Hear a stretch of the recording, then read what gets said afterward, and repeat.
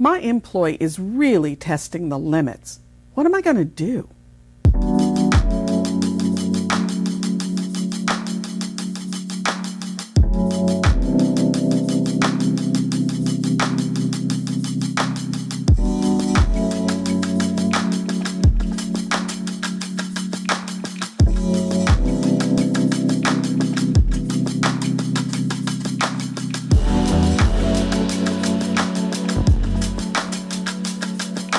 Hi entrepreneurs, I'm Vicky Brown, and you're in the right place if you want to engage your team, boost your business, and grow your leadership muscle.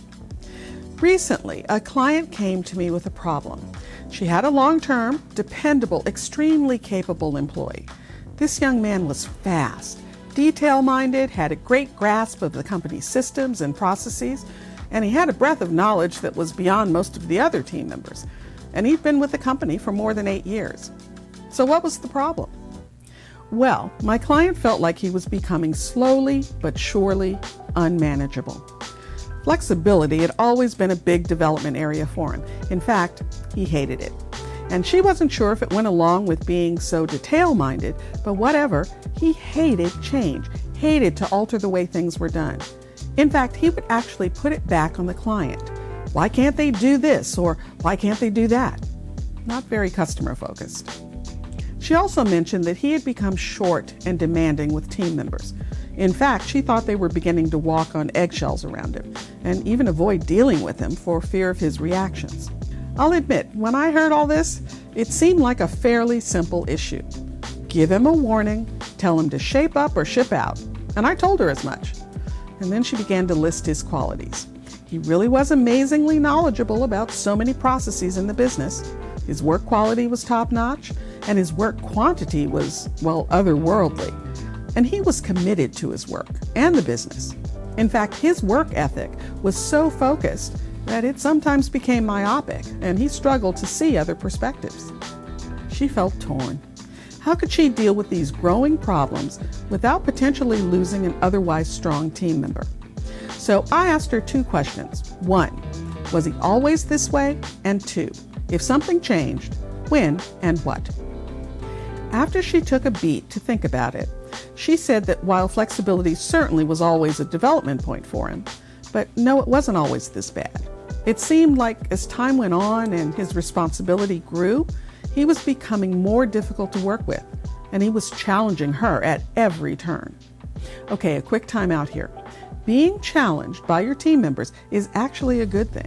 Their perspectives are different from yours and can be really valuable additions to your thinking.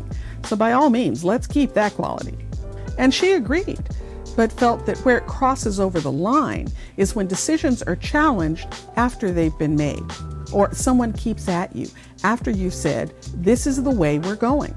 And she's not wrong.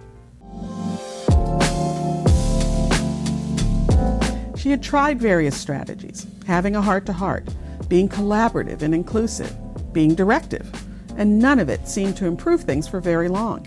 She was exhausted and admitted she felt like avoiding him too. Now, you may have found yourself in the same type of situation. You know you need to address an employee's performance, but they are really good at the technical side of their job, and they're beyond dependable. And when things are good, they're really good, and on and on. But you have to be balanced about what's happening. Listen, really good employees don't just become really bad employees overnight for no reason. Have they taken on too much responsibility? Are they overloaded?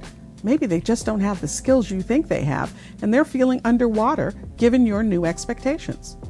Maybe there's something going on in their personal life, or maybe they're not feeling challenged in ways that truly grow them.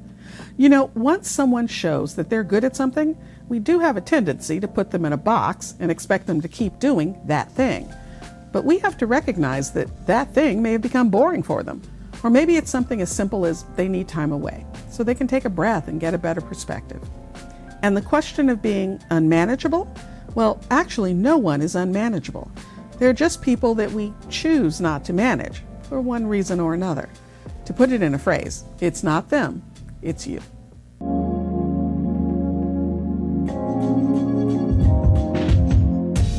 You have to sit down. Let them know what you're seeing and experiencing, what your expectations are, and where they're falling short. and let it be a dialogue. How can you help them? What do they need? But then be clear about the consequences. And yes, there must be consequences. You can't just let this type of behavior go on unchecked. It'll poison the whole team. Listen, a leader's job isn't easy. And in fact, this is one of the more difficult challenges you're going to face. But you have to remember, show up with consistency. If you draw clear boundaries with one team member, but tolerate something completely different from another team member, well, that diminishes your leadership. You have to hold everyone to the same standard, hopefully a standard of excellence. And don't be clouded by thinking, they're so good, I don't want to rock the boat. When I hear people say, he does an excellent job, he's just really difficult to work with, well, does he in fact do an excellent job? Isn't part of the job to work effectively with team members and clients? Why would you think that physical work production is one job requirement and communication and interpersonal skills is a completely separate job requirement? They're all requirements of the same job, and all the job requirements have to be met. So when someone says to me, he's a great employee, but no one can work with him, I say back to them, then he's not a great employee, and that's what needs to be fixed. If you found this information helpful, please subscribe and share. And remember, your inspired leadership is the secret sauce to having a high-performance team and a wildly successful business you'll love. I'll see you next time on Leader's Journey.